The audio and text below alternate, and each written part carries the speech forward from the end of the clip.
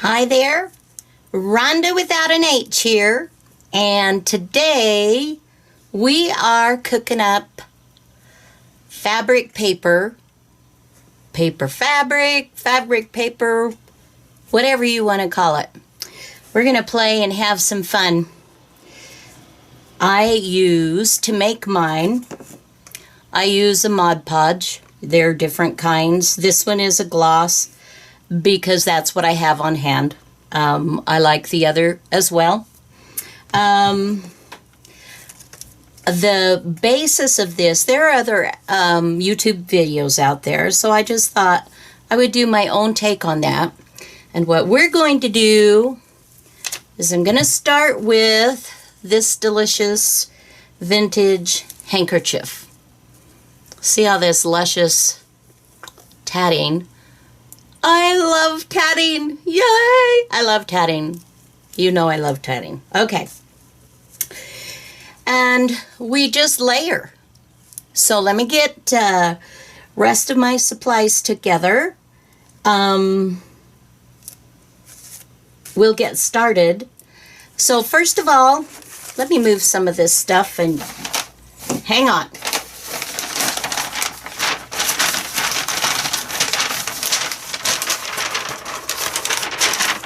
Okay. This is a rather large piece of freezer paper. All right. So what I'm going to do is I'm going to look for the right side. Okay. I am going to iron my handkerchief to my freezer paper to hold it down, and I'll be right back. Okay, as you can see, this is ironed down, pressed down to the shiny side of freezer paper. It's got a wax coating on it, and it comes, you buy it in the grocery store. Anyway, and it has this perforated edge that you can just rip off. This looks like it's 18 inches wide, and then however long you want it. Now what I did with this handkerchief, because I use a high setting on my iron, but because I didn't want to take a chance. Sometimes this isn't a cotton and it looks like a rayon, or anyway, I'm not sure what, but a really lightweight.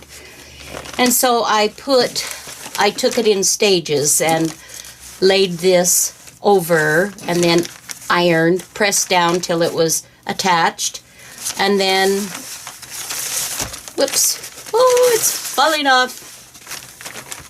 Then I moved it and did the same. I just kept doing that until it was pressed down. Okay. So the next step will be to add Modpodge.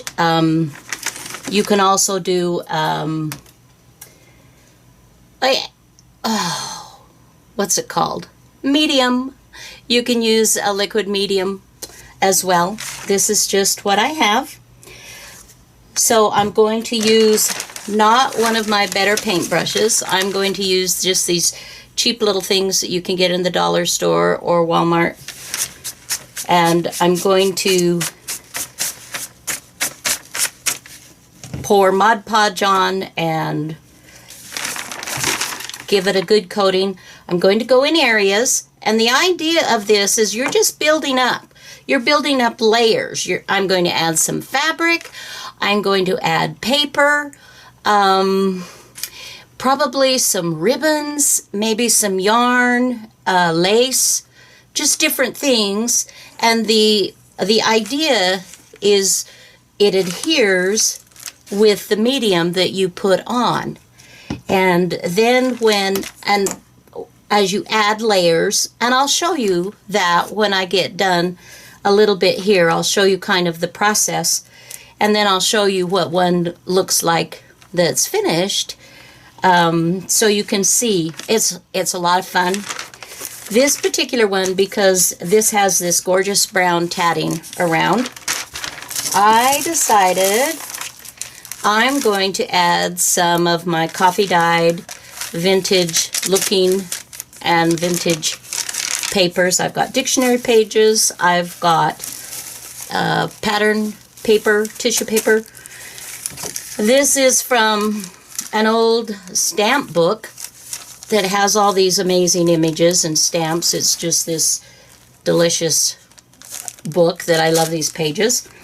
Some wax paper that was used to lay on some of my papers when I was coffee dyeing the oven. This is deli paper, the thin deli paper that has been coffee dyed. This is some tissue paper that was given to me in a swap. It has a wonderful vintage look, and I like that. And then here too is some writing paper, the old from school days that has been coffee dyed as well. And I'm sure I'll add other things to it, but I'm going to go ahead and get started, and then I'll be back and show you as I've got a few things down so that you can see how it looks. Alrighty, be back. Well, I have begun the layering process, as you can see here. What to say? I don't know. You know, this is something that is such an individual thing. You know, it depends on what you want to do with it. Making the fabric paper or the paper fabric is just a fun thing to do. I am collaging. You can see how it starts to get heavier as I'm putting the mixed medium on it, and I'm layering papers and bits of lace and some of my vintage, my amazing antique vintage lace pieces, book pages, dictionary pages, fabric. I've got a strip going here. Where is it? Where is it? La la la la la la la la. Here. You can see that. Different laces. So this is just the process. So I'm going to go ahead and finish doing all of this, and then I'll be back. Oh, well, here we go. As you can see, I am done.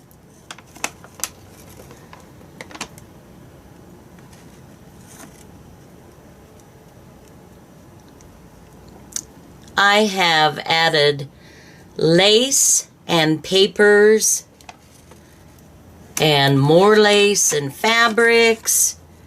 I've added some trims,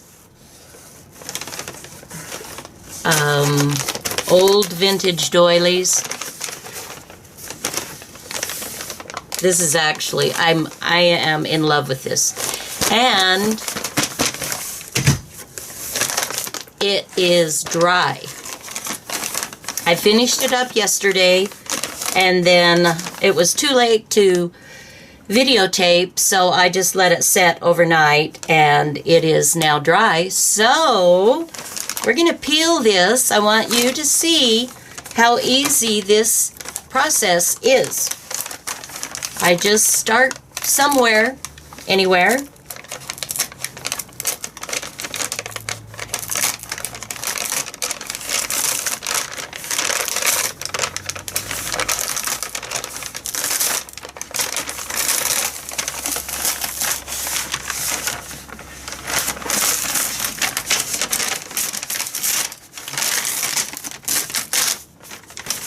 I can reuse, I think, my freezer paper. Now, Can you see some of this? This is where the medium kind of overran. Excuse me. But I just break it off. And there are a few spots. This doesn't always happen, but I've not done a doily. Or this wasn't a doily, I apologize. A handkerchief before. Okay. I am absolutely loving this. Loving, loving, loving. I don't know if I'm going to... This would make a wonderful journal cover. I could cut it up individually to have certain pieces go in parts of other art. That'd be... Flip it over and show you just for fun the back side, which is also pretty cool. You can see through some of this where my papers and my lace were thinner, and so it still has kind of a translucent quality to it. Anyway, and you can see the design on the handkerchief from the back. I'm